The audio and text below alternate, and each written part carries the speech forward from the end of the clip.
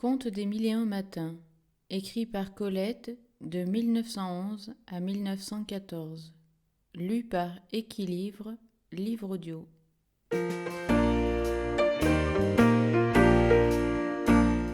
Solennité et célébration.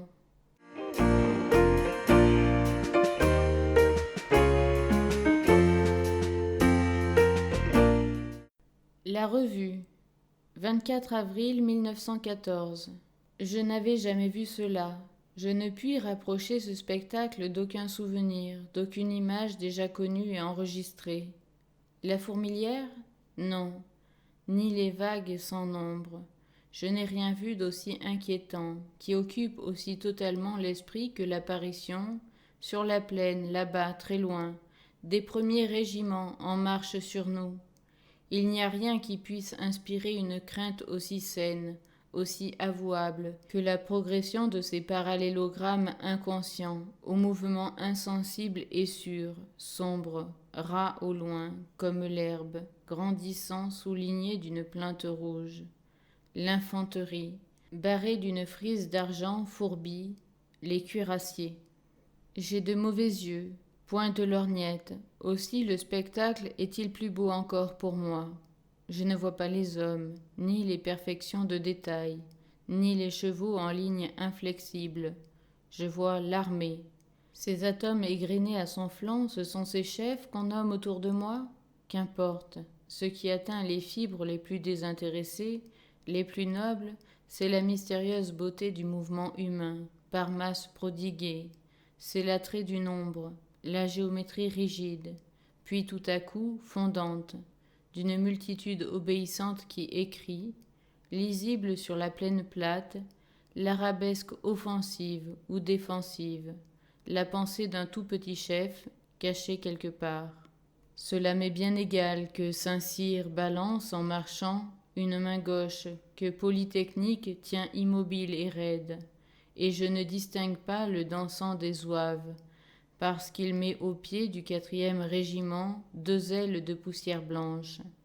Les rangs des lignards, je les voudrais inépuisables, pour me complaire longtemps à l'impeccable chorégraphie qu'imprime à leur long sillon d'hommes le joli pas relevé, léger, le joli pas du fantassin français. Bleu sévère, rouge gai, noir piqué d'argent, j'ai là, sous les yeux, un bien grand morceau de notre armée. Avec l'émotion monte un souhait barbare, un souhait de possession vers cette mouvante richesse. On voudrait détenir au moins le maître mot, le commandement qu'on n'entend pas et qui devant nous joue de cette armée, éprouve son infinie souplesse, sa vitesse racée, la brasse, la divise, dispose ses fragments en mosaïque précise, épanouit un rectangle en éventail, et projette magiquement, sous la forme d'une ligne déliée, hardie, la substance de 2 carrés massifs de cavalerie. Le vent croissant emporte la poussière, masque ici les bataillons, découvre là des cuirasses, là les tiges couchées d'une moisson de baïonnettes, le beau tonnerre, la foudre brève et rose des canons, le crépitement des mitrailleuses, les bouffées haletantes des musiques, les perçantes trompettes. Tout cela allume dans l'âme les plus anciennes peut-être des joies humaines, joie de servir et joie de combattre. Ils n'oublieront pas plus que moi, les spectateurs des tribunes, l'héroïque fredon contenu, perceptible pourtant, qui accompagne les cuivres, murmuré par 1000 bouches à demi fermées. Mourir pour la patrie. L'instant d'après, un foudroyant nuage roule devant nous, fumée, poussière, vapeur des croupes ruisselantes, emportant la charge dernière, la charge divine par le nuage, humaine par l'éclair deviné d'une cuirasse, l'élan d'un bras et d'un sabre crevant le voile, par le col recourbé, les sabots jaillissants d'un cheval fou d'ardeur.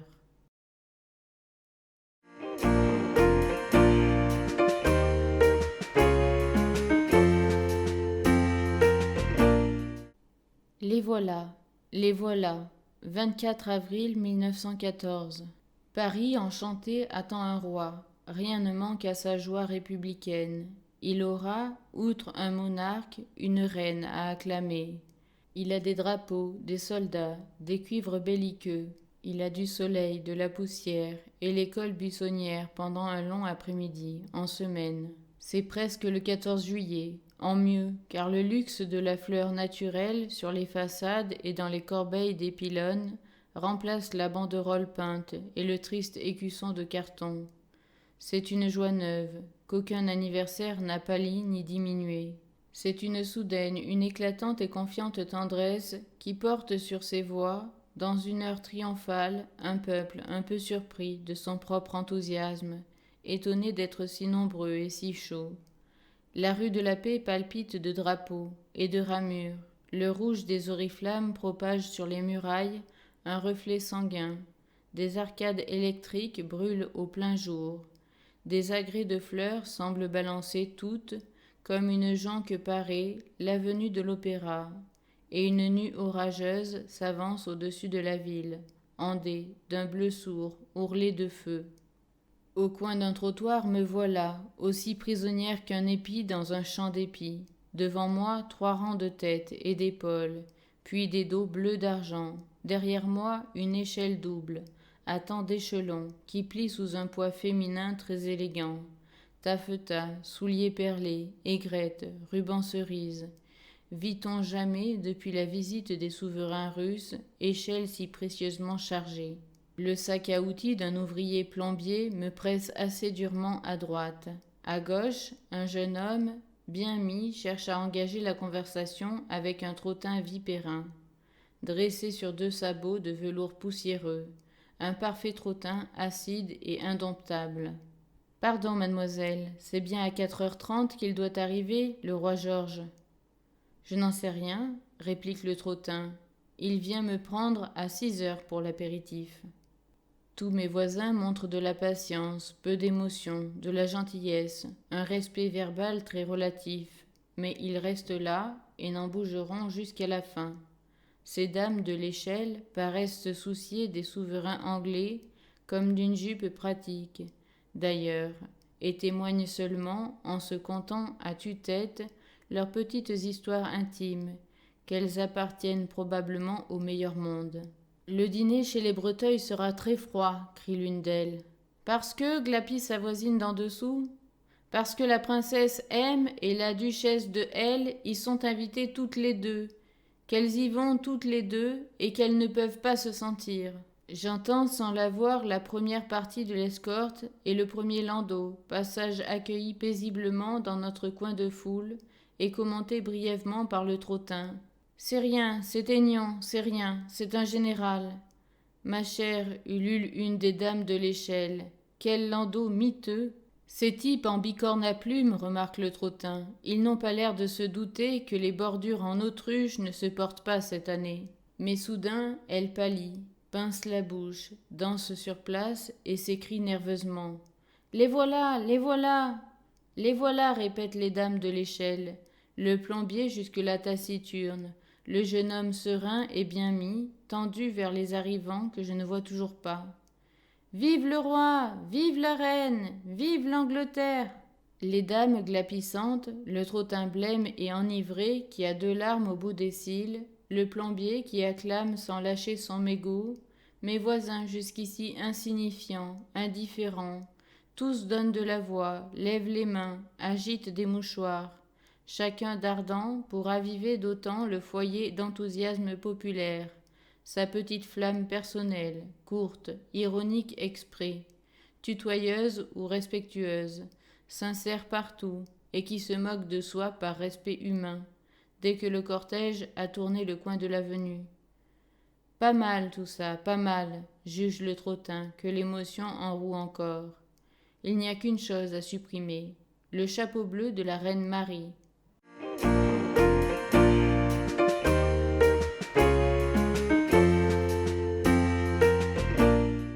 Le soir, les illuminations.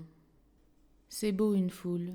Celle-ci, égayée de chapeaux clairs, de visages féminins, coule d'un flot si lent que son courant est à peine sensible, sous les feux colorés de la rue Royale.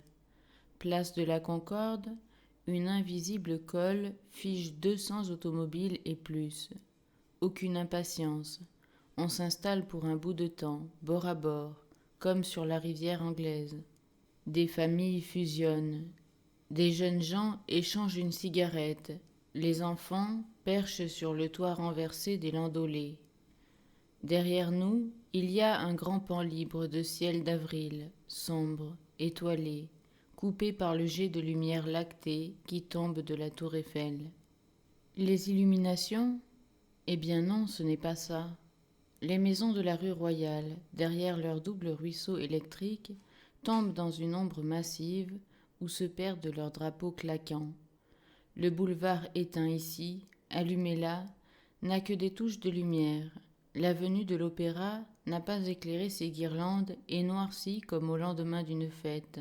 La rue de la Paix triomphe facilement, et nous y apprenons surtout ce qu'il eût fallu faire et ne point faire. Un peu plus d'entente cordiale entre les commerçants, un peu plus d'amitié décorative, un peu de soumission à une idée directrice, qui a manqué, et Paris s'embrasait d'un incendie concerté, réparti, bleu et jaune, comme les 3 fenêtres de cette commerçante habile, par exemple, ou rose d'aurore, ou tout arrosé de rivières légères en émeraude vive.